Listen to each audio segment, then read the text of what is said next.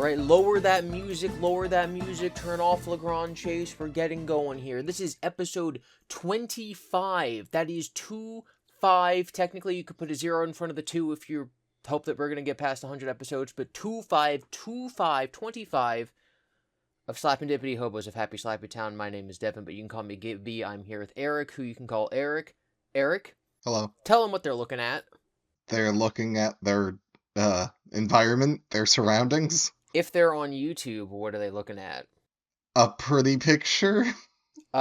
Pretty moving picture, mayhaps. Devon, the pretty picture's dead. What happened? What I don't do you like this. This is change. What? Look at it.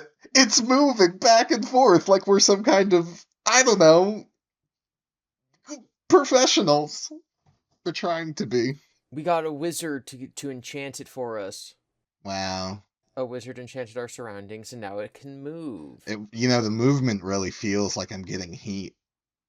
Heat from the real fire. In case you are just listening to this on the audio version, we have a new background for the video file. It is a looping animation created by one of our wonderful listeners, Who we appreciate very much. Thank you. Thank you. Now, I know we're all excited right now because of the new background, but I'm excited for a different reason. Do you know why I'm excited, Eric? You made dang it. I was gonna be cool and suave and I'm not. What? Is it because you went into a city? That is part of the reason. If you really wanted to try to predict the future, you should have just gone down to the Happy Slappy drugstore, asked the guy behind the counter. You know, maybe he could have given you a good prediction. Oh, you're so right. I was going to comically say that I'm super happy because of the, 13-hour nap I just had. And then you would have laughed, and then we could have segued into why I'm so eepy right now. A 13-hour nap? That's called practicing for the end. The Sleep Olympics, otherwise known The as Sleep death. Olympics. Last one in's a rotten egg. Okay, so it technically wasn't a 13-hour nap. I had a normal, I think I woke up at 10, so I had 6 hours of sleep. And then I walked my dog, and I finalized the thumbnail for a YouTube video, and then I took a nap, and then I had breakfast and brushed my teeth, and then I took a nap. And Eric's like, we're going to record the podcast. And I said, okay. And I set an alarm for the time that we had agreed to start recording the podcast. Because I'm like, there is no way that after all this sleep and all these naps, I'm not going to be awake at 3 p.m. My alarm goes off at 3 p.m. and I say, oh no, I'm late. But yeah, I'm very sleepy. I'm very, very sleepy. I'm still sleepy. Are you sleepy, Eric? Dang. Nah, I'm pumped, I'm hype, I'm good, even. Well, I had quite the week. Alright. Just before we get into your week, naturally you set the alarm for 2:50, 2:55. That's the obvious solution, but I was so cocky that I wouldn't be asleep at 3. But why would you do that? You're playing with fire. I know, and it looks so real now in our background. Alright, let me hear your week. Why was it so busy? What made you so eepy? So since I put my 2 months in at my job, I have a lot of vacation days I have to eat up. And so I talked with my boss, and we decided that early mid-August was the best time for me to take 9 days off. And for me, I literally, I picked that date because it was going to be slow. I didn't know at the time. And it worked out phenomenally. There's no B in phenomenally. There is now. It worked out phenomenally that week was the 10th anniversary of Five Nights at Freddy's, which I have a YouTube channel. I cover that series. So I was able to put out 9 videos in the last 6 days on top of this is now the 2nd episode of the podcast. I wrote a video that hasn't gone up, and then we recorded 2 other videos that we're not going to talk about just now. So I used this last week, my vacation from work, to just constantly work on YouTube. Your vacation was actually your work. I worked more during my vacation than I do when I'm at work. Tragic in its own way. No, it's that's fine. Obviously, I enjoy doing this work, And in the future, when I'm doing this work, one, there won't be so much of a crunch because it won't be FNAF anniversary week. And two, it won't be coming off of 5 years of employment that I'm already tired about. So I'll be able to relax more. With that said, even though I worked so much, I was still able to, like, enjoy myself. Like, I met a friend for dinner. We went to the local Applebee's, because where else would you go? The Apple. The Apple. What's an Applebee? Oh my god, it's a restaurant. They don't exist in Happy Slappy. They exist on the other side of the magical barrier that keeps all the normies out. You and I went on an adventure. Lost a lot of money. It was fine. We got a Frosty and it was raining. You got a Frosty. I got a Frosty because no one else wanted a Frosty. Guys, I wanted a Frosty. And we got to the Frosty machine, and the lady at Wendy's said, actually, the only flavor we have, I think they called it, like, Truly Berry. Something like that. I'm like, oh, well, I really want ice cream, so I guess I'll get that. Bruh. And then it was not good. You still finished it. I did still finish it because I had, like, an hour of very stressful driving ahead of me, and I needed the energy. Fair enough. First of all, I didn't get Frosty because I have alcoholic drinks. Drink responsibly. And that was like, I'm not going to have ice cream and alcohol. You pick. Also, secondly, like, your only flavor is berry? No, thank you. Well, I think it's, they ran out. Well, yeah, okay, sure. But that doesn't mean I'm going to get berry. Thirdly, if you want ice cream, you go to get ice cream. A Frosty is not an ice cream. Well, there were Frosties. It was close by. It was close to the casino. It was close by. We passed it on the way in, and I was like, ice cream. And then you're like, we can get ice cream on the way home if you're good. And I said, yay! And then I lost a lot of money on the roulette table, and then we went to the Frosty. I couldn't have stopped you even if I tried. You were driving. That is true. I don't know why I gave you the dad role of the we'll stop if you're good when I was in fact the one driving. Through the hurricane, might I add. You were the dad and the child. We had, what, 4 days of hurricane rain here? No, it was like a solid week. Yeah. Literally, I think it stopped yesterday. Yeah, maybe day before. The whole thing was wild. Like, that day, life was against us. I woke up, I was working on videos. I had one video left to go. We were supposed to meet one of our friends, and then we were going to all drive to the casino, and I think we were going to meet at like 1 p.m. And I'm getting ready. It's like 12:45. I'm getting ready. They dropped the new trailer for the next FNAF game. I message our buddy, and I'm like, we're going to have to delay this an hour. I need to shoot, edit, render, and upload a new video about this trailer that just dropped. And so I do that all in the span of an hour, get in the car, drive to the meeting place. On the way there, I hear a very loud popping sound while I'm driving. I'm like, what is that popping sound? That popping sound is a crack in my windshield. I think the car in front of me, like, kicked up a pebble or something. And so I get this big just bonk in my windshield. And I'm like, oh no, I'm supposed to drive an hour today to get to the casino and 2 hours tomorrow to get to mystery event that we're going to talk about later. I arrive at the place for a meeting, I get out, I call my mother, send her a picture of the windshield crack, and I'm like, is this okay? Can I drive? I meet up with our buddy, I meet up with Eric. We're standing there, we're looking at the crack, and we're like, yeah, it's fine. Yeah. Get to the casino, lose a lot of money. We technically actually didn't lose that much money on the roulette or the card tables. I just was like, I'm gonna be an addict, and I'm gonna bet $75 on a single button press, and I lost. Yeah. Yeah. Also, you're a bad influence. A bad influence? Yeah. Why? Because you also lost money? I was up. I went in with like $40. I made 60, or no, I went up to 60, so I made 20, and then I lost some more, and then I won some more. And it was like one of the final things we were doing. And you were like, just bet it all. Who cares? I went, no, but if I leave and walk away, I won. And you went, but it'll be interesting. And I lost all my money. So, never going to a casino with you again. Okay, if you're ever up again, I won't be like, come on, Eric, it's for fun. But I am there for the fun of the watching the money ball roll around and then losing money. Sure.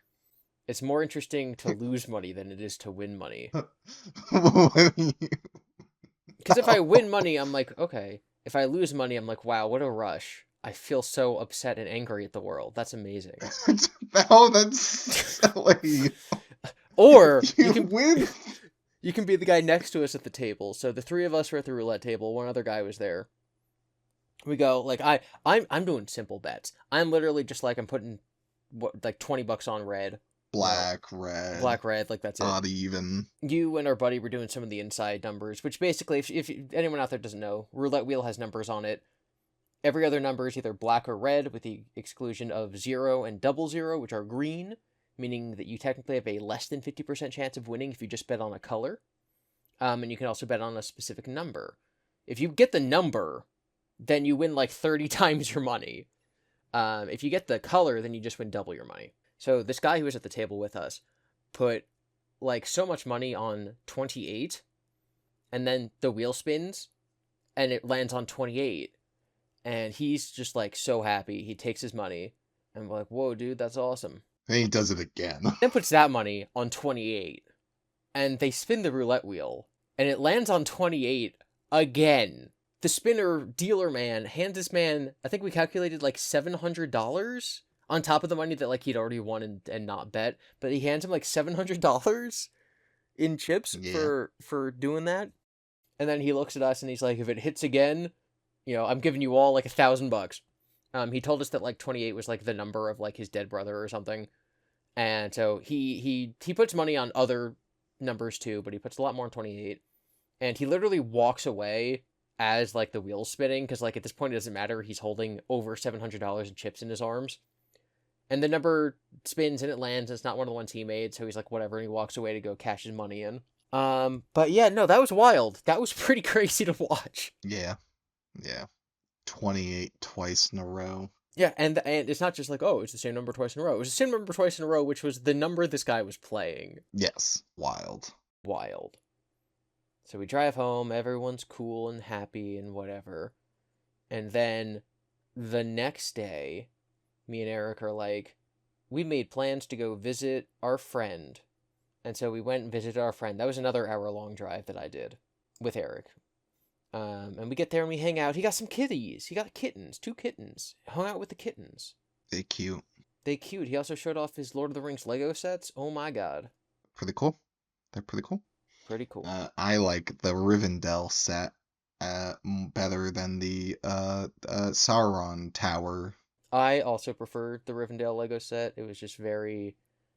The colors and like the shape of it were interesting to look at. It created this whole like, I don't know, illusion of depth, and it just made it look more natural with rocks jutting out everywhere, different colored plants. It was just such a cool thing. Yeah. I also liked the cats. The cats were cool. Kittens, arguably. Kittens. We recorded 2 videos that you guys will see at some point. We make no promises when. We make absolutely no promises when. I'm still sitting on videos from a very long time ago that haven't been published. One of them might include Clifford the Big Red Dog. Oh. So then yesterday was our third adventure, our third over an hour long drive where I'm driving and Eric's in the passenger seat. Yep. Do you want to tell them where we went? We went to the Apple. The Big Apple across the water. The Big Apple across the water. We left our humble, happy, slappy town in the middle of its large, enchanted magic bubble, and we went to New York City, by which I mean we went to the Bronx. We went to Brooklyn. We went to Brooklyn. They both start with B. My guy. And Big Apple also starts with B. I mean, technically it starts with the, so that would be a T. We went to Banbatten. There you go. We went to Beans. What were we doing in Beans? So we went to the Big Bean, and this is because 2 months ago, I had woken up. A lot of these stories start with me being like, I woke up. So I woke up, and I opened Twitter. And a Twitter man I follow, who goes by the name of the YouTuber Wendigoon with 4 million subscribers, had tweeted links to a place where you could purchase ticket to go and watch his movie. He had produced and partially written a movie about the video game franchise Stalker, and he was selling tickets to the world premiere in Brooklyn yesterday. I opened the Bird app, And I look at it, and I'm like, yes, please. And I buy a ticket, and then I'm like, oh god, I don't want to go alone. And so then I buy another ticket, but the one I bought for myself was the very expensive VIP ticket, and then the second one I bought was the not as expensive, not expensive non-VIP ticket. And then I text all my friends, and I'm like, does anyone want to go see Wendigoon's movie in 2 months on a random Saturday? And they all say no. Well, we know that's not true. And then Eric says yes. Yeah. Good movie. Good movie. What was your knowledge of Mr. Wendigoon before we left on our adventure? So I watch the YouTuber Shoe on Head sometimes, and so she talks about Wendigoon, and I was like, oh, this is that guy that the YouTuber I watch is friends with. That's it. You were aware that he existed. I was aware he existed, and then just based off of his name, I was like, oh, he's into Wendigos and goons. And it's a shame that goons has the meaning that it does now. When I'm going to cut forward a little in the story. I'm online, and Wendigoon comes to walk down the line of people to say hi, and the guy 3 people in front of me goes, "Hey man, I'm your biggest gooner." And then everyone around laughs, and he just has this I'm dying on the inside look on his face, and then walks away. Yeah. But he played it off all cool, but I don't know what you're supposed to react to that. Yeah, right. I wonder if that guy thought about the implications. Yeah, Mom. I don't know what he expected him to say. Yeah, man, keep on gooning it, right? I guess when you're meeting someone famous, I guess the only thing you really think about is you want to leave a lasting impact. So Yeah. now, 3 years from now, he's going to look back on this first public event he did and be like, I don't remember anything anyone said to me, except for that one guy that was like, I'm your biggest I'm your gooner. biggest gooner. So, I guess that's the point, but I think you should be remembered for doing something good, and not for making a fool of yourself like that. Or maybe he thought it was funny, I don't know, who am I to know? Yeah, you're not a telepath. Get out of here.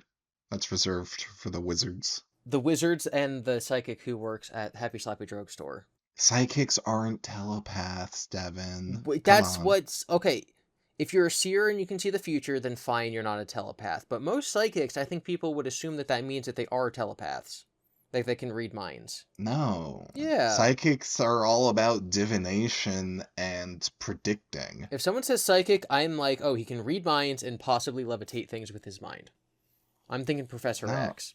Oh, well, okay, then you have to go, are we talking about psychics in the context of fantasy with Mr. X and video games and telekinesis and telepathy? Or are we talking about real-world psychics that use divination properties? I guess. There's a difference, I guess. Devon, if we're not clear with our language, this is how Goon turns in from a gangster to a masturbator.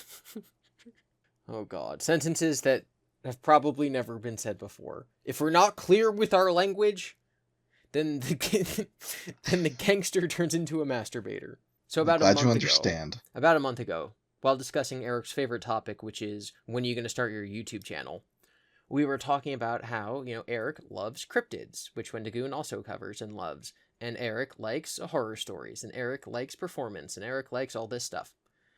And I told him, I'm like, you should watch a video. And it's a video on one of Wendigoon's channels. He does a podcast where he reads through creepypastas.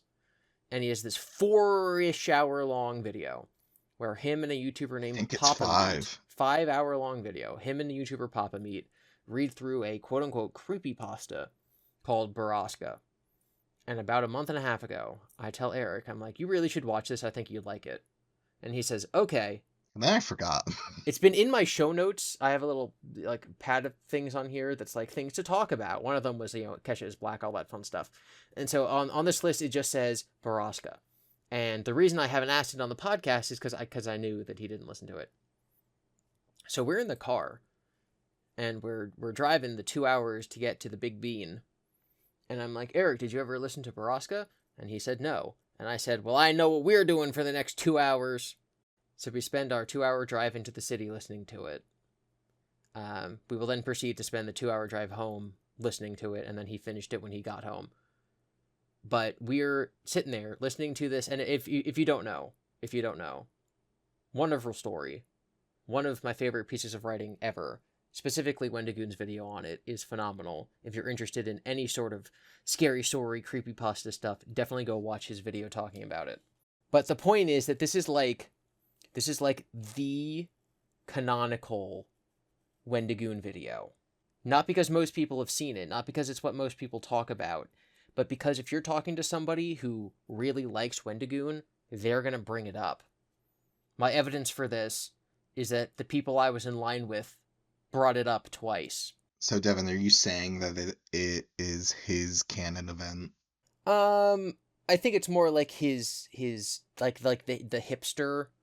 No, I guess the hipster. So like for me, right? Oh, Like, it's the hipster litmus test. Like you like AC/DC, list 5 songs from their best albums. I guess it's somewhere in between there. Because for me, I'm like, oh, you watch Wendigoon? My first video of his was his video on The Last of Us Part 2 from before he was big.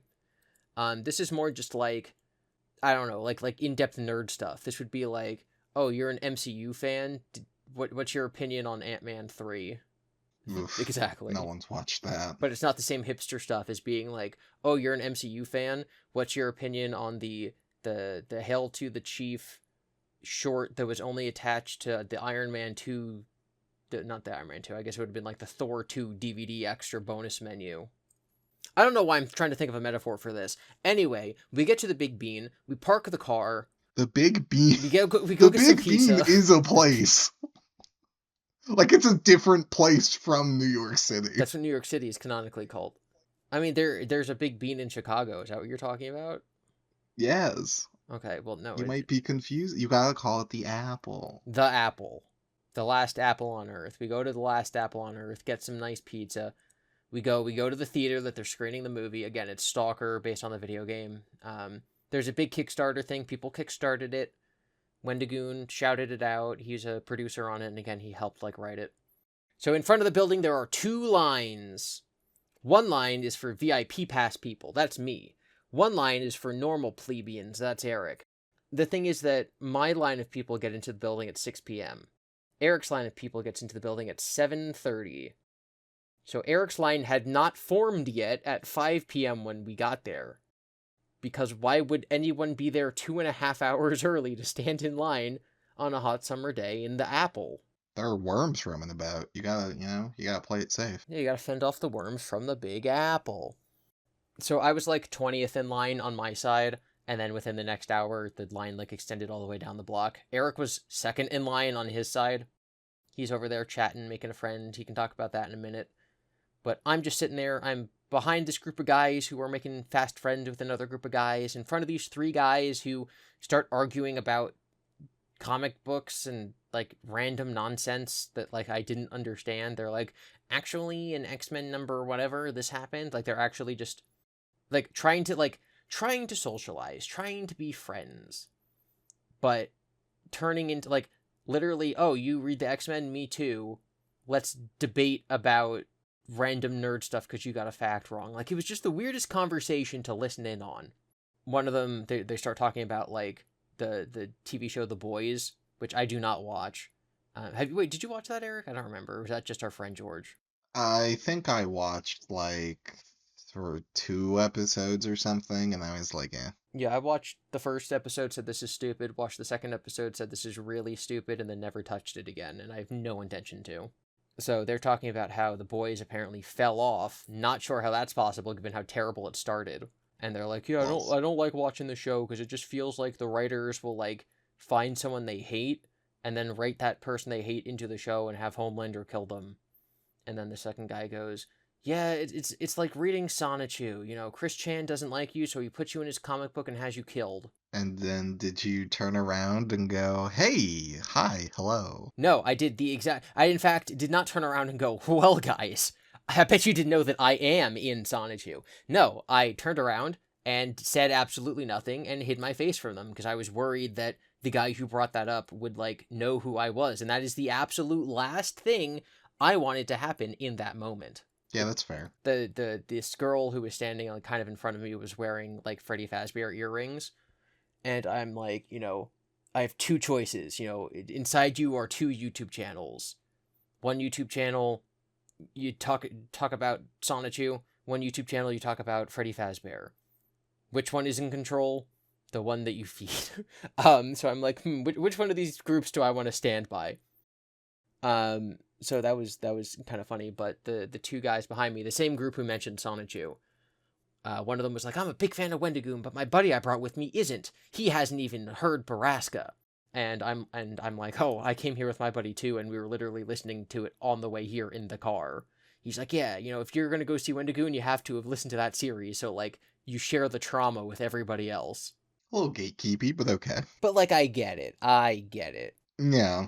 I mean, it is kind of unexpected to be like your first introduction to someone and their content is their first live premiere event. Yeah, you walked in there, everyone like lined up for hours to get a picture with him. You're just sitting in the crowd like, which one is he? Is he the one in the floral? Oh no. That's who everyone's here to see. His pants are His hiked up hair is way too high. impeccable. Yeah. So I get in, we get to the front. My line is now like near Eric, so we can wave at each other. I go in. At the door, they offer you jerky. I don't eat meat, so I don't take any. I stand in line. I'm sending pictures to like the fellas, like, wow, this is so cool. They had 240 folding chairs set out on the ground, and I'm like, I think there's more than 240 people in my line, let alone both lines. So I'm not sure how this is gonna work. I get to the front. I get my picture. I say hi to Wendigoon. We talk for like 30 seconds. Right before I get to the front, I tweeted out. I wrote "Goonin' soon," which is almost just as bad as but like the other guy. But go on. My point was to like have people be confused. One of my Twitter followers responded just with a frowny face. Good. I'm like, Good. oh, like, I thought that people would be like, what does this mean, Gibby? Have you gone crazy? Not like. We're sad now because we lost him. Yeah, I'm like, oh, okay. And then 5 minutes later, I posted the picture of me and Wendigoon together to like give context. So I get up there and I say hi, and our one friend, the guy who I go to Applebee's with all the time, he designs and produces these little stuffed animals of cryptids, and Wendigoon loves cryptids. So I gave him one of my buddy's Mothman plushes. And, at the beginning of our little conversation, I'm like, hi, my name's Devon, and then shake hands and then talk and then picture. And I'm like, oh, my friend Ryan, wanted me to give you this. And so at the end of the conversation, he's like, hey, good to meet you, tell Ryan I said hi. And I walk away and I'm just like, he remembered Ryan's name. I don't think he remembered my name. No. Now, an additional piece of context that I feel is important is that Wendigoon is pretty active on Twitter, and he follows 500 people on Twitter. There's a little bit of controversy a couple weeks ago because this YouTuber who also does horror stuff but really doesn't like Wendigoon put out like a hit piece on him, and it was this whole stupid nonsense thing. He's literally calling him like a Nazi. And in his little hit piece against Wendigoon, he's like, he follows me on Twitter, so he knows exactly who I am, and he's doing all these like things to like hurt my feelings. This guy literally felt like he was like medically paranoid because he was like reading into random stuff Wendigoon was doing as if it was targeted at him. And his evidence as to Wendigoon knowing he exists is that he followed him on Twitter. And when Wendigoon eventually did a response to this like stuff, he was like, yeah, I followed the guy on Twitter because, like, he made a horror video. Like, that doesn't mean I know who he is. That doesn't mean that I'm, like, a fan. I'm not subscribed to him on YouTube. I don't know everything about his life. He made something cool, so I followed him on Twitter. So, that should give you an indication that just because you're one of the 500 people that Wendigoon follows on Twitter doesn't mean he's a big fan of yours. Would you agree with that notion, Eric? Yes. I also think the whole following stuff is dumb and weird, and people make so many assumptions. I can't like imagine being like, well, this person follows me, so they must know who I am and do what I do, and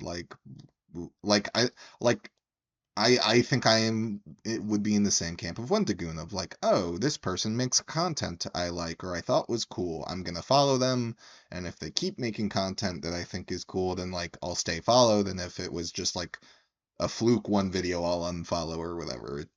It's not that deep. Yeah, so like the way I use Twitter, right? Like I follow 50 accounts. That is 1/10 of that 500. I read every single tweet that any of the 50 people I follow sends. But obviously that's not how most people use it, and definitely not how Wendigoon uses it. The reason I explain all this context is because I did not expect Wendigoon to know who I was, despite being one of those illustrious 500 people that he follows on Twitter. But I was also fully aware that when I tweeted out Goonin' soon, followed up by a picture of me and him together, that there was a high chance that that would, in fact, come across his Twitter feed because he follows me on Twitter. So I was fully prepared for that to be a thing that I now have to live with for the rest of my life. There is no indication that he saw the post. Later, he tweeted out like thanks guys for coming to the movie, and I commented on that, and he liked my comment on that. I know, humble brag, but I do have to wonder for the rest of my life, like, did this man see my tweet where I said Gooning soon? And did it make him roll his eyes just as much as it did when the guy in front of me in line made the same joke? Am I just as bad as that guy? Probably. Probably. So while I'm doing all this, coming up with bad tweets to write, what were you doing, Eric? I was just standing in line with like 3 or 4 people for the majority of the time and vibing. Vibing? It was pretty chill. You make friends? I did. Friends is a strong word. I made acquaintances. Well, I don't even know the names of the people that I talked to. It never came up. We were never like, oh my gosh, hi, I'm ba ba ba. Like, nice to meet you. It was like a New York experience, you know, of like, we're in this line for 2 hours. We're gonna make small talk so we can pass the time and not die of boredom. And that's it. Um, but so there was some girl who was there with her boyfriend, and her boyfriend was in the VIP line, and then she had to go in the GA line, GA for general admissions. She was number 1, I was number 2, and people came, you know, a little bit. It was like 3 of us for like an hour. At like 6 o'clock or so, I think people started like actually forming a line, and we're like, oh my gosh, what's going on? Oh my gosh, this is the GA line, this is the VIP line. So much confusion about it. There was no sign, which, you know, hindsight's 2020, but we were all just like, this is GA, that's VIP. And yeah, you know, as more and more people got there, the more we talked. Someone made a bingo sheet for the movie on like, you know, does someone get shot in the head? Does you know, is there a YouTuber cameo? Stuff like that. Um, and sure enough, right, because of what happened to this woman and I, where we were in the VIP line and then we had to get pushed into GA line because, you know, we didn't have VIP line tickets. I forgot my thought. Oh no. So I... Oh, so I got it. Mm-hmm. We were like, oh my gosh, like, isn't that crazy? Like, that's my, like, boyfriend over there, Paul. And I was like, no way, like, behind, you can't see him, he's around the corner, but, like, my friend is over there. That's so quirky. And so then we, like, talked about, like, you know, stuff like that. Yep. And, You guys bonded over sitting out there for 3 hours because you came with people who had VIP passes, but you did not. yes. Okay, so I text you at one point, and I'm like, how are they treating you over there? Are they treating you okay? And you respond, you're just like, yeah, it's just me and some girl. She's dating a guy named Paul. She's with him here in the same situation like ours. And I'm like, haha, that's amazing. And then we were giving each other updates. Like I sent pictures of like my line, and then you sent like a Snapchat of like your line, and like we're just chit chatting. Because I had no one to talk to. I was stuck between nerds fighting about the boys and people talking about how they're going to do a bar crawl after the event, and like everyone was just chilling, and I was like, haha, it's hot. You were stuck between a Sonichu and a Freddy Fazbear. The Freddy Fazbear was like 5 people in front of me in line, and like I'm like, I want to talk to that girl. So Wendigoon comes out. He goes down the line. He's saying hi to everyone. He's not like shaking hands. He's just like, yo, what's up? What's up? I like your shirt. And that's when the guy says, I'm your favorite gooner. And he's like, ha ha ha ha. And then he goes down the line. And then, he gets like 10 people behind us. And then everyone's like, he's so much taller than I thought he would be. He's really tall. I didn't know he was going to be that tall. He's like 6 foot, but I agree. I thought he was going to be a lot shorter. He goes all the way down the line, comes all the way back up the line. As he's coming up the line, he's giving fist bumps. He's a lot more comfortable now. This was his first ever meet and greet with anyone. And it was also the film premiere of this movie. So he's just like chilling. Big day. Big day for him. So he's done. He goes inside. Now everyone's just like, oh my god, the energy is palpable. The gooner is here. So we go inside. I take my picture. The picture turned out horrible. I'm not looking at the camera. My hat's too high. My arms are just kind of like in a weird position because I didn't know where to put them. So I look out over this crowd of 240 folding chairs, and I'm like, I need to find somewhere to sit. So I needed to find somewhere to sit that was out of the way enough so that I could save a seat for Eric, who I knew wouldn't be coming in for another 2 hours, but wasn't like the worst seat in the house. So I go like to the middle of the middle row, and I plop down and I put all my stuff on the chair next to me. And I'm chilling. And I'm chilling. And then the guys who were in front and behind me, the entire line, sit behind me. So me and you had to listen to them the entire time. And you, I think, can now attest how disruptive they were and can feel my pain. Yeah. So again, disruptive is polite. I chose the seat at, quote unquote, random. I'm like, I want to sit out of the way, but still a good seat. As the seats all start filling in around me, I'm like, well, hang on just a darn moment. I don't want to be squeezed into the middle of this row. If I want to sit somewhere, it's going to be on the end of a row, so I can like get up and use the bathroom easier.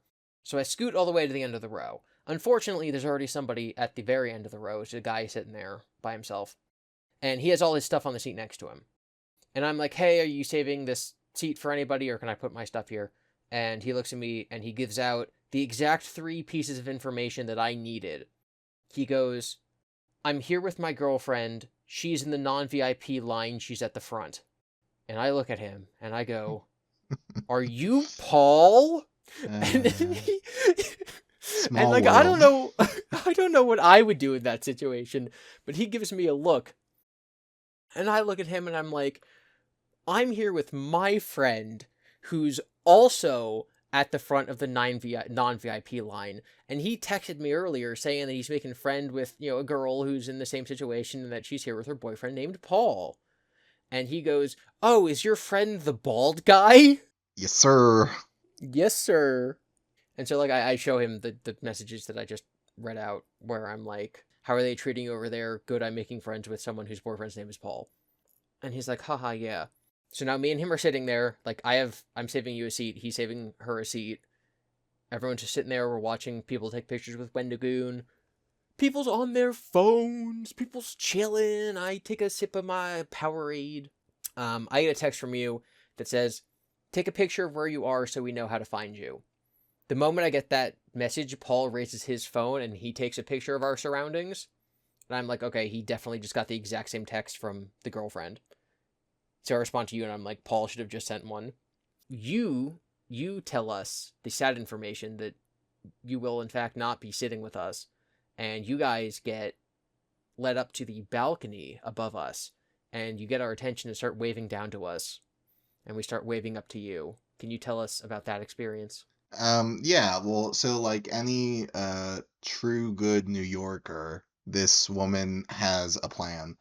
And so, eventually, right, all of the VIPs go in. We wait like another 20 minutes or so that like there's room for general admission to squeeze in to the rest of the building.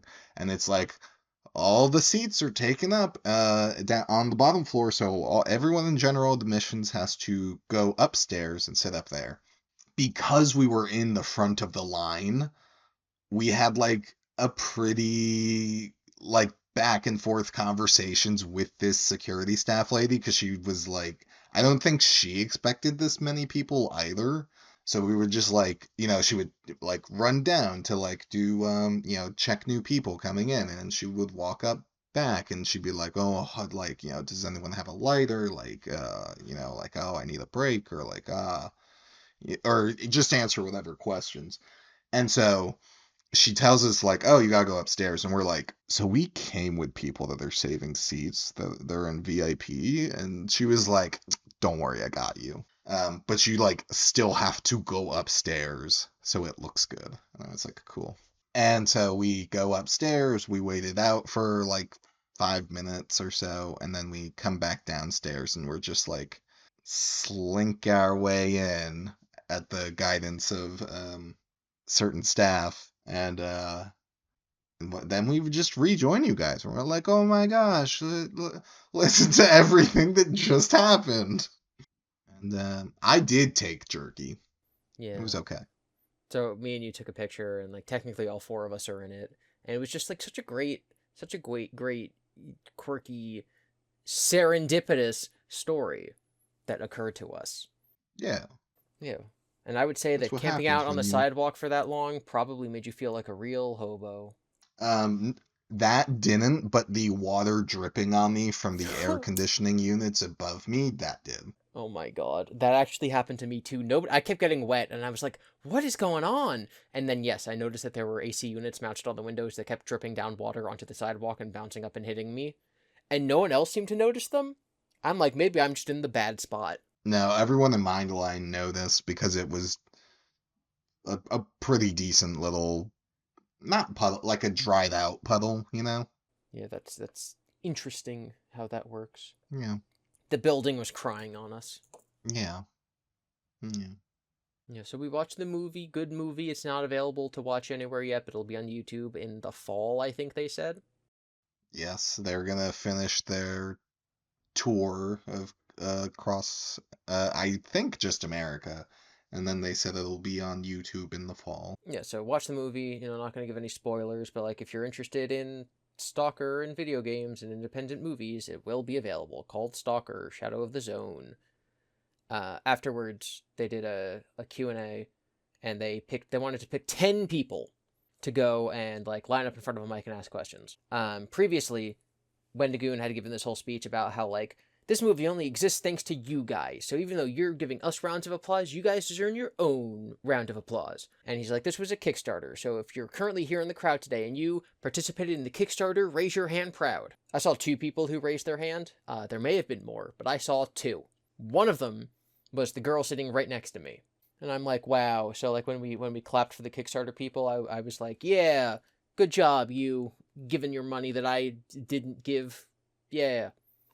So it's a Q&A time, and they're going around picking 10 random hands in the crowd to do questions. And after like the 4th person that they picked, the girl next to me like raises her hand to get picked, but a very timid like elbow is still bent at like a 90-degree angle raise. She's also pretty short, so like the chances of them picking her out of this entire sea of people is like very low. So they pick this person and then that person. So now there's only 3 slots left, 2 slots left, 1 slot left. So when it gets down to like, hey, we're picking our last person, I raise my very large hands up and I gesture down like, point, pick her. And then the like one of the writers or director of the movie picks her, and so she got to go ask a question, and I was very happy about that because I'm like, she's one of the 2 people in this room who donated to the Kickstarter. She deserves to ask her question. Yeah. Yep. And it was And very she cool. did. And she did. And it was all very cool listening to. And then we got out, and then we walked to the car, and then we drove to the home, and I almost ran a red light because I don't know how New York City works. And we took the Holland Tunnel. Yeah. And then I got home, and it was like 3 in the morning, and I slept for 13 hours. 2 in the morning. Total. Yeah. Because I had FNAF week, where I did literally nothing besides sit at my computer and make videos. And then we had the hour-long adventure to the casino. And then the hour-long drive adventure. Hour both ways. Hour-long drive adventure to our friend's house to see the kitty and record videos. And then the 2-hour trip to the Apple. And then came back. And so I was just exhausted. And I am still exhausted. And I'm going to go, I think after we're done recording this episode, I'm going to go take a nap under the dumpster. Oh yeah, it's cozy in there. It's real I got cozy. out of it. But I got some like good setups down there for you now. Do you have any final words on our many adventures this week, our trials and tribulations and road trips? Um, no, not solid stuff. Kind of uneventful in a way. Like, the driving was fine. Um, Devon does not know how to drive in the city, but that's fine. I don't either, really. It's so, oh, oh, it's not good. Um, People don't care, which is understandable, but oh my goodness. Um, yeah, I don't know. Casino was a casino. Had some drinks, lost some money. Typical Tuesdays, am I right? Saw our friend, that was good. I saw the movie, that was good. And yeah. We talked many episodes ago, maybe in the first episode, I don't recall exactly. But you were telling us about your road trip, and Oh, sure. I brought up how many years ago I was listening to Any Austin, the YouTuber's podcast, and he talked about how when you're on something like a road trip, you get annoyed by the little inconveniences. But then afterwards, when you look back on the whole experience from the future inside of your memories, those little inconveniences and detours end up being the most memorable things. And so that's then when you told Hmm. the story of like dragging the bucket across the highway for 100 feet. Yeah. I don't think that besides our little stop into Wendy's to get the stupid fruit berry flavored ice cream, I don't think that any of our driving experiences had any issues whatsoever. No, not really. I mean, I think like the craziest thing that happened was like someone came a little bit in our lane to avoid hitting like a car that was parked, and I think that was about it. Despite it being the Apple, the driving was pretty tame actually. Yeah, it was cool. I do want to segue one of the videos I worked on this week that was not published. It was a segment in the Clifford. I keep calling it the Clifford video. It's not about Clifford. It's just Clifford's in it. A video that's going to go up in a couple months. I had to interview one of my viewers, and I'm not going to say what the interview's about. You'll find out if you watch my channel. But at the end of the interview, we're just chit chatting, and he goes like, "Hey, I don't know how much YouTube you watch, but I have a recommendation for a YouTube channel that I think you'd be interested in." And I'm like, "Oh, obviously, if you think I'd be interested in them, I'll give them a watch." And he's like, "I think you would like the YouTuber Any Austin. He makes a lot of videos doing weird things, like he follows all the rivers in Breath of the Wild to their source, or he goes around and he does unemployment surveys to all the NPCs in the Pokemon games." And I'm like, "Dude, I'm about to drop the sickest lore on you about Any Austin." And I start, I'm basically like, "Listen, this guy just hit like 100,000 subs. I've been watching him for 11 years, I think, back when he had like 10,000. I start dropping all this lore. Like, did you know his name is Any Austin? Because his name used to be N.E. Austin, the letters N.E., because it was short for the website Nintendo Everything, which he used to write for.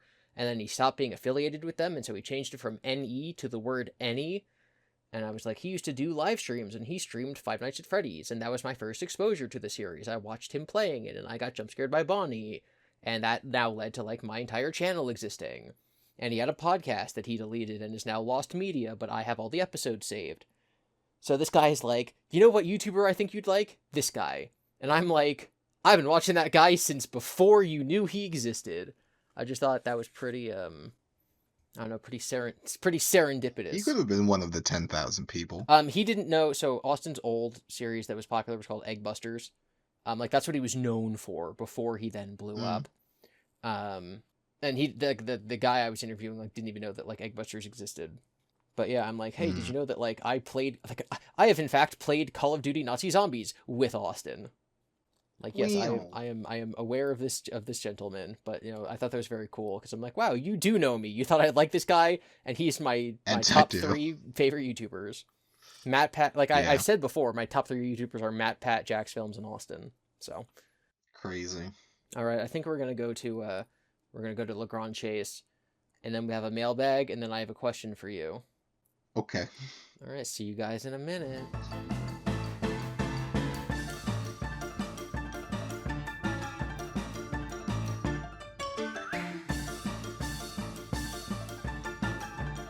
Alright, welcome back, people. It's me, Gibby Devon, and I'm here with Eric, and Hello. I have a question for Mr. Eric. How may I help? So we were just talking about road trips. Yeah. Do you have anything to say about road trips? You could do so much better. That's all I got. That's all I got. Yeah, so you had a busy week because you took off of the work so you could work and do all these things and FNAF week. I was busy this week because I think we've like alluded to it before in previous episodes. I will be going on a road trip again. And it won't be to just Savannah. Savannah's not on the list. But it'll be like across the entire country of America. Whoa. And so I've been like prepping this week of like, the van needs to have these things. It turns out these things are broken, so I need to get replacement parts. I need to fix that. And, just everything should be fine, like mechanically, in terms of it being like driving, because I like to think I do pretty decent maintenance with it. But I was like, I'm gonna go around the country. Let me take it to my trustworthy mechanic and have them look at it and stuff like that. Um, and I mean, for the past, I've been doing all of this prep for a while, not just this past week. But now I've been getting all the like finishing touches, starting to pack, all this and that. So yeah, that'll be cool. That'll be cool. It'll be fine. It'll be fun. It's gonna be like 7,000 miles. Yeah, so I'm Uh, exhausted from driving a total of, what was it, 2, 4, 8. I drove 8 hours the last, well, a road trip, like highway miles, 8 hours. That's obviously not including like driving to your house or driving to the grocery store. I hmm. road tripped for 8 hours in the last 3 or 4 days.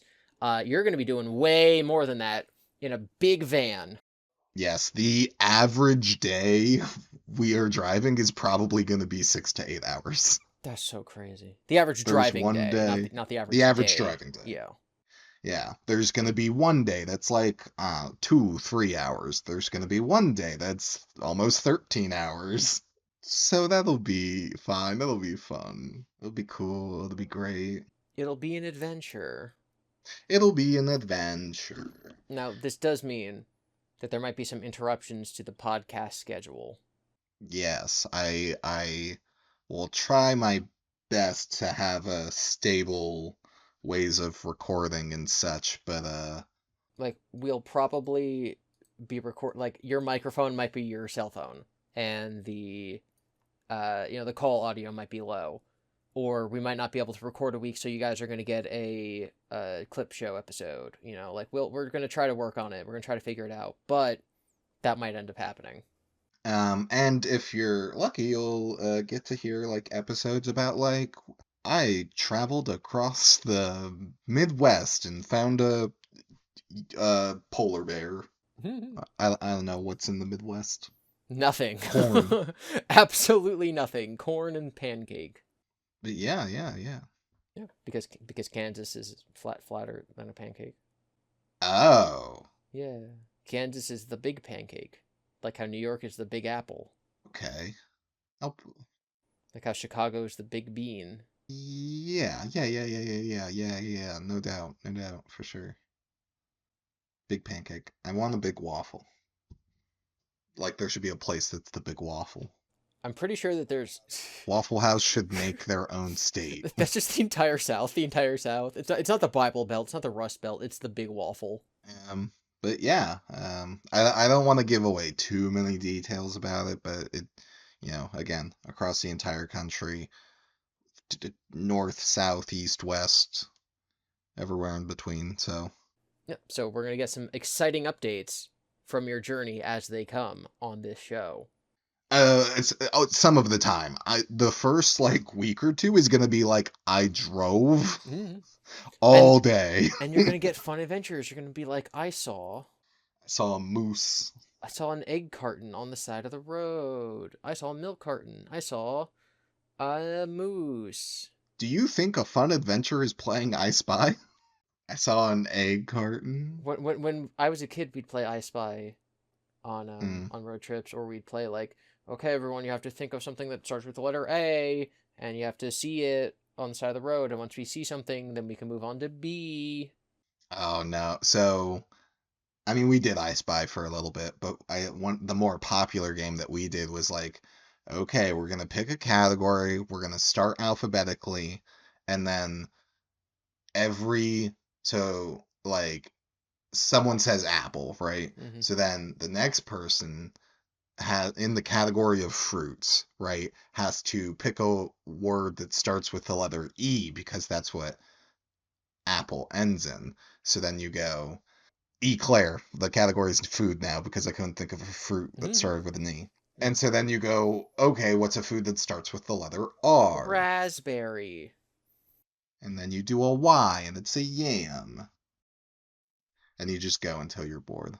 So a couple episodes ago, I mentioned, and then meant to get back to it, and then did not. I mentioned a game called Suitcase that we used to play, and by we I mean like our friends, but I don't know if you were ever included in that because you weren't a Boy Scout. Are you familiar with the Suitcase game? I saying the name means nothing to me. Okay, so the Suitcase game is a game that we basically not made up because it is the same sort of thing as the categories game. But instead of being like, I'm going to pick a food that starts with the last letter. Now, the only rule is I say a word and you say the first word that pops into your mind. So no matter what that is, you need to like say it. And obviously it's better if there's a big circle of people to go around the circle in.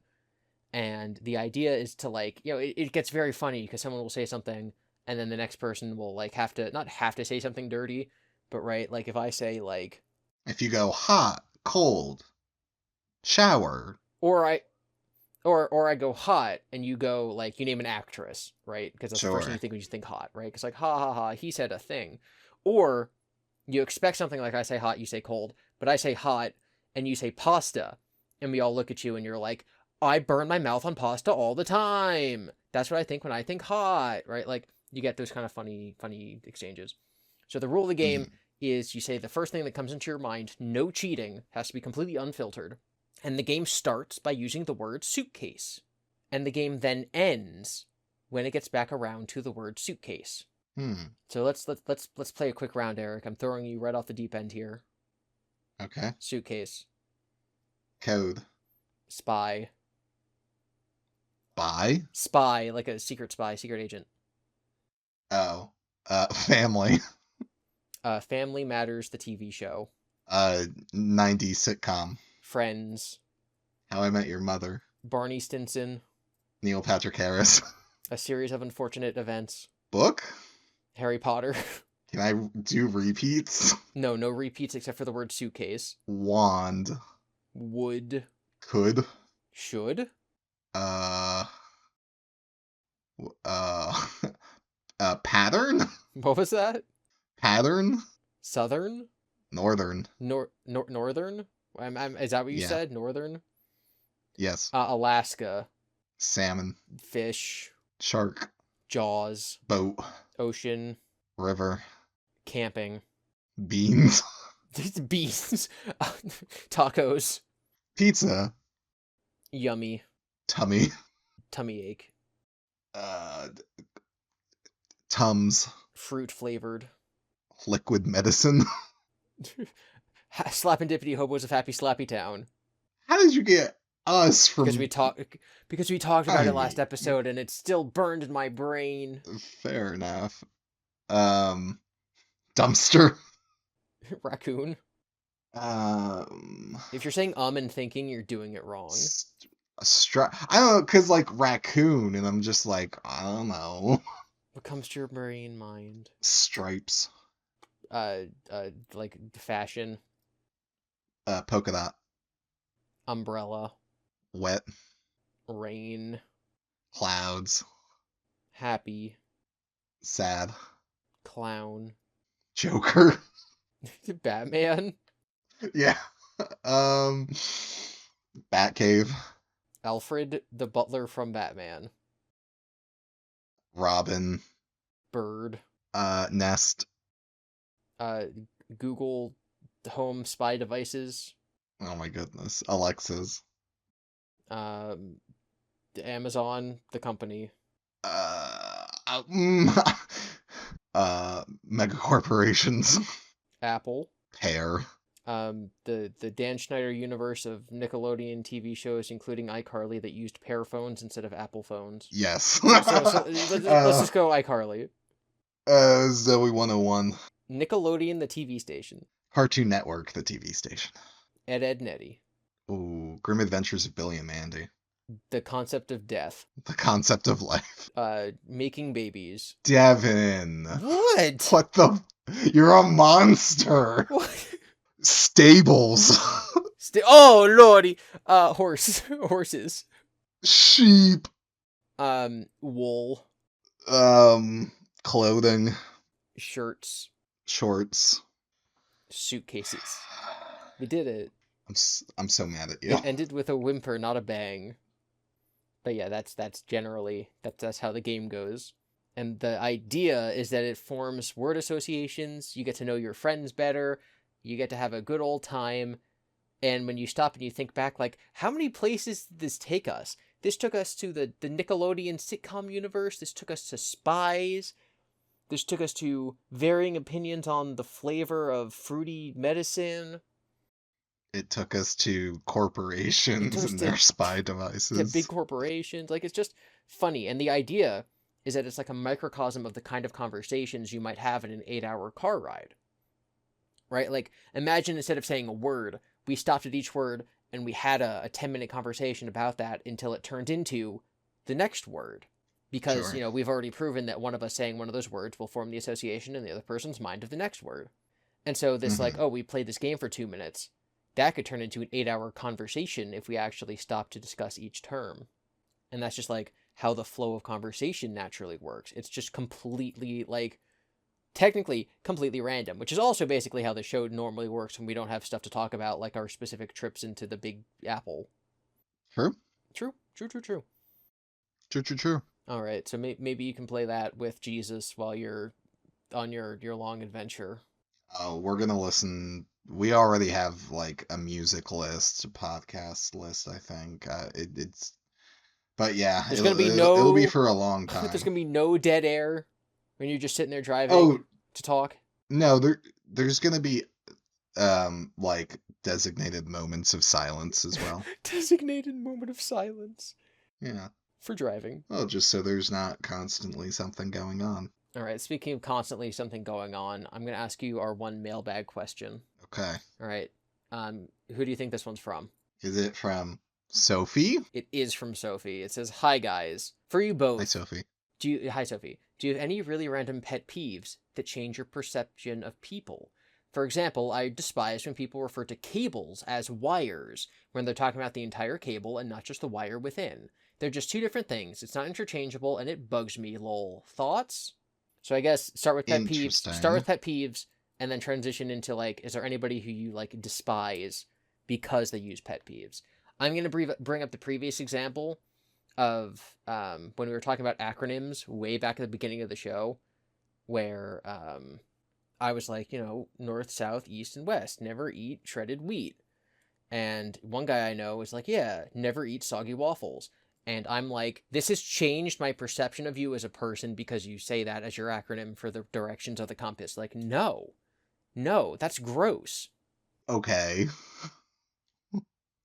I have a lot of these and they come out in my videos because, so one of my pet peeves is people using the phrase begs the question when they just mean raises the question, because begs the question is a very specific philosophical term where if you're trying to perform a logic proof, begging the question is a fallacy in which you're basically assuming the answer to your question as part of your evidence for the question being true.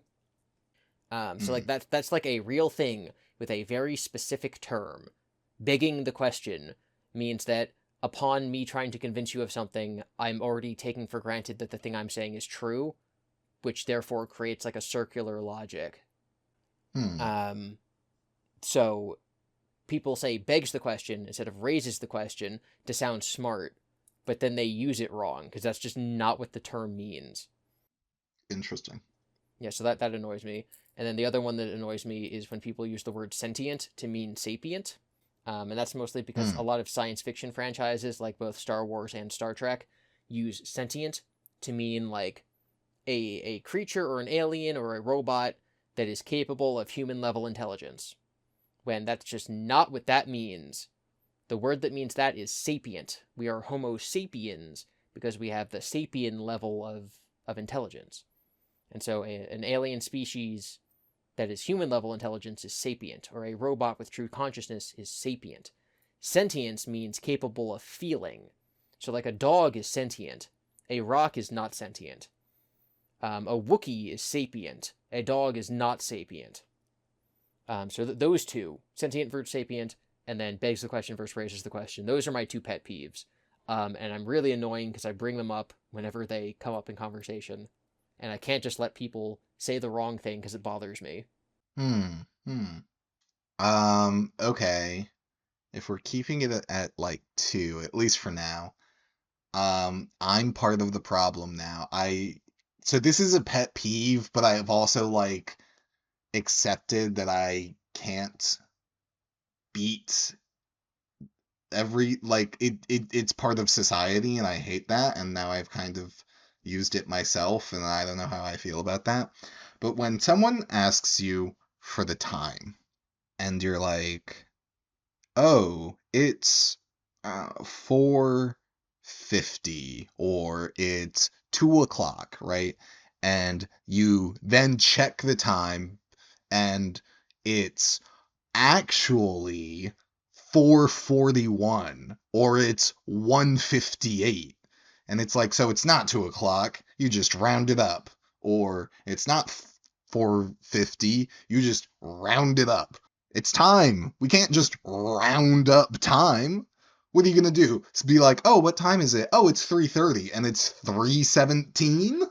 What are we doing? That's 13 minutes. So you think it's improper to round? So like I would feel like it's fine to round to the nearest 10 or the nearest 5 if it's a 15 or a 45. So if it's 3:17, I might say it's 3:20. Or if it's 3:41, I might say it's 3:45. Like I'll round up to the nearest 10 or the nearest 5 if it's a 15 or a 45. You disagree with this? Generally, yes. I'm like, I don't know, if you're just like at home and it's a lazy day and you're just, ask your roommate or whoever, like, oh, what time is it? And they're like, it's 3:30 and it's like 3:27. It's like, like I'm a little annoyed, but it's like, whatever. But when it's like, oh, we're like out in a city, or like we're meeting up at 5 o'clock sharp, and then you're like, well, it's 4:50 and it's actually 4:47, then like I have an extra 3 minutes for traffic, or whatever. Like the time is important, and the more pressing something is, the more it annoys me, right? So if it's like, oh, we're gonna eat dinner at 6 o'clock and it's 5:50 and it's like, oh, whatever, who cares? But if it's like, I don't know, the store closes at 8 o'clock and you tell me it's 7:55, but it's actually 7:52. I wouldn't want to be one of those people to run into a store when it's closing that late. But regardless, or like the concerts at 6, so I'm gonna give myself a 2 hour window to drive there, and then you go with someone and you actually give yourself an hour and 45 minutes to drive there. And it's like, but you can't just neglect 15 minutes. I guess. But and that's the thing. Everyone's so nonchalant and non-committal about it that I'm like, fine, I'll just round up too, and I don't like it. I mean that is the purpose of this exercise. So I think you're valid. If you guys think Eric are valid, um, leave your comments below agreeing with him, and make sure to leave a Thank you. timestamp of the exact time that you listen to the segment of the podcast. Hey, Be like, I agree with Sophie's Eric. pretty good with it. I agree with Eric, and it's 4:47.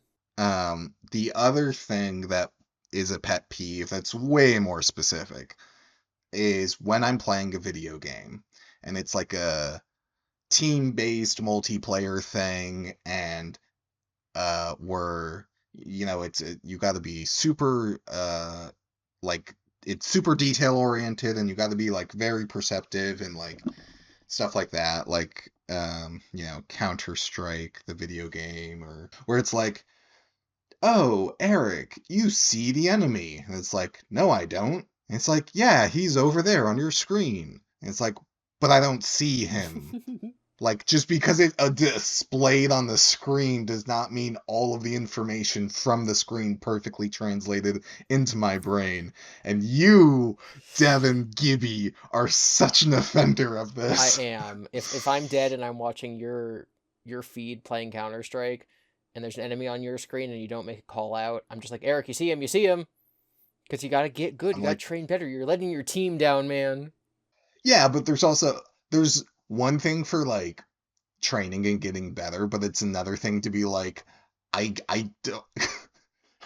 How do you increase vision perception? And then to an extent, right, when someone's like, whenever someone is basically claiming something about me that is either false or they like have no business talking about it, right? Of like, oh, you're 5'5", and it's like, no, I'm not. I'm like 5'10" or whatever. Um, I say whatever just so I can have some leeway. And people are like, no, you're obviously 5'5", and it's like, no, I'm not. Like, I know the fact about my height better than you do. There's this Unless it's something like, oh, your eyes have this like hue to them, and it's like, I've never looked at my eyes like that, so fair enough. this beautiful sparkle in your eye. There's this guy I work with who, in my head, he's taller than me. Like, tall guy. And there are not many people who are taller than me. In my head, he's taller than me. Mm-hmm. And other people are like, no, you guys are like the same height. And I'm like, no, he's definitely taller than me. So we broke out a tape measure, and I straightened up, and I stopped slouching, and we stood back to back, and we are the exact same height to the decimal point. We are both 6'2". Wow. And I'm like, wow, I guess that, like, because I slouch slightly, and so I look up at him, I view myself as like, oh, he is shorter, because I'm not used to looking up at anybody. Mm-hmm. So oh, he must be taller than me. But no, we're the same height. And so other people had a better gauge on my height than I did, which I found very interesting. He's also 10 years younger than me, which means he might still be growing, which means he might one day get taller than me, which will be a problem. I mean, I think it'll be fine. I don't think you'll run into him much in the near future. That is incorrect. But yeah.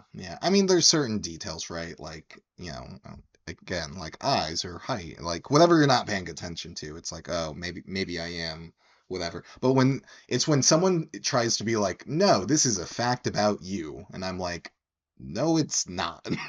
Eric, you're such a cool guy. No, I'm not. Listen, that's a subjective opinion that you have about me, so that's fine. Eric, you're the star of a podcast called Slapendipity Hobos of Happy Slappy Town, which has 25 full episodes. I'd say like co-star. Well, yeah. Okay, well, no, because it's a paradox. Because as of right now, you've not been in 25 full episodes, but by the time anyone hears this, you will have been. Well, we've recorded 25 episodes. Have we though? Because I'm pretty sure we're still recording. Right. We have done. See, you would be the type, I think. I won't fall into my own pet peeve. I think I know if what you you're were in a about relationship. Okay. And let's say you start dating someone in May, but then you have your like you get married or whatever, and or like you scratch that, sorry. You've known someone since May, but then you start dating in November. And then it's like, well, when do we celebrate the anniversary? In May or in November? November. I like your previous example. You disagree? Getting married? Oh, I have no strong feelings. Oh. Yeah, like if let's say that you start dating someone, and then you get married in a completely different month. When is your anniversary? And like in my mind, I think that they're both important. I would almost think that like the dating anniversary is almost more important, which is, you know, crazy to think about it that way. Well, so the reason I changed from not saying that one is I feel like most people do just celebrate marriage, yeah, and they're like, eh. Which is weird to me, because like, yeah, I think I would value the original begin to the relationship more. I think the solution is you just got to get married on your anniversary, whenever that happens to fall. Yes. No matter how it works, right? It could be a Tuesday, you know, but you got to get people to your wedding on, you know, Tuesday, Tuesday, I'm trying to come up with a date that's not a date. Tuesday the 13th of June. Sure. I don't know, man. Leave a comment below if your anniversary is Tuesday the 13th of June. In a similar vein, not to call anyone out, but you know what else is annoying about relationships? What else is with annoying people about? getting married and stuff? What? And I wouldn't call this a pet peeve. It's just like, I don't get it, right? When a couple gets married on a holiday, and it's like, cool, you have now tied your feelings to this person to Christmas or Kwanzaa or New Year's or whatever it is, right? Yeah, or like Halloween or something, yeah. Yeah, you know, and I'm just like, but why? Yep. Especially, why get married in the fall or winter when there's so many holidays, and you could get married in the spring or summer when there's no holidays, and then you can celebrate more throughout the year instead of this densely clustered pile. So, But then spring and summer weddings are more expensive, so. two of our friends are married. One of them got married on Halloween, and then the other couple got married exactly 2 weeks before Halloween, a different year. But I'm bad at math. That would be the 17th, right? Yes. Like October 17th, I think. So then the joke was like, okay, so the next person to get married is going to be getting married on October 3rd. But yeah, no, our close friend got married on Halloween, and I don't disagree that like I would want the anniversary to be the anniversary and nothing else, to like create its own special day. But like, if that's your vibe, that's your vibe, and I'm cool with that. Oh, for sure. Yeah, I'm just in a headspace with you, right? Of like, you can create your own special personal day for you two, and like, you know, I think giving it as much space to breathe, if you will, that's just what I would prefer. But hey, vibes are vibes. If you want a spooky wedding, go for it. Yeah, so there was a Tuesday, June 13th in 2023 and 2017. So if your anniversary was last year, 2023, on Tuesday, June, whatever I just said, yeah, leave a comment. Let us know. Show us your wedding certificate to prove it, and we'll give you a free shout out on the show. The next Devon, one's... you can't just ask for people's wedding certificates. The next one's not until 2028. Let's aim. We'll get you a wife on Tuesday, June 13th, 2028, Eric. No. No? First of all, June is so hot. Oh, God. Second of all, June might be okay, actually. I don't know. Because there's nothing else. And it's still pretty far away from July 4th. Maybe we can find you a wife on June 13th. June 13th, 2020. Tuesday, June 13th. Not just a June 13th. Tuesday, June 13th, 2028. Right. All right, yeah. We'll get you married by then. Okay, we got to come back, listen to this podcast. We're going to title it Tuesday, June 13th, 2028. This episode? We can't title this episode. We're going to title this episode Tuesday, June 13th, 2028. And we'll come back and be like, what on earth is this? And it'll start out and we'll be talking about the Wendigoon movie, and we're like, I do remember that happening. But what's the name for? I don't get it. And then we'll listen to the full length and we'll be like, oh. And then your wife will be like, sweetie, that was an important day for me and this was a joke to you? You're just trying to to fulfill this prophecy that the guy at the Happy Slappy drugstore came up with? That's why you proposed to me when you did? Sounds like a lot to unpack there. I'm going through my photo albums to see what I was doing last Tuesday, June 13th. Devon, I am so sad now. Why? It sounds like a lot to unpack there. Like a suitcase? Just like a suitcase. Woo. Like a suitcase. Alright, well. We're not finishing this episode until I find a photograph from Tuesday, June 13th. Oh my god. What if you didn't take any photos on June 13th? You underestimate my amount of photo taking. Are you sure? Maybe. That's going to be hilarious. You're going to have photos for the 14th and the 12th. No, I have exactly one from Tuesday, June 13th. What is it?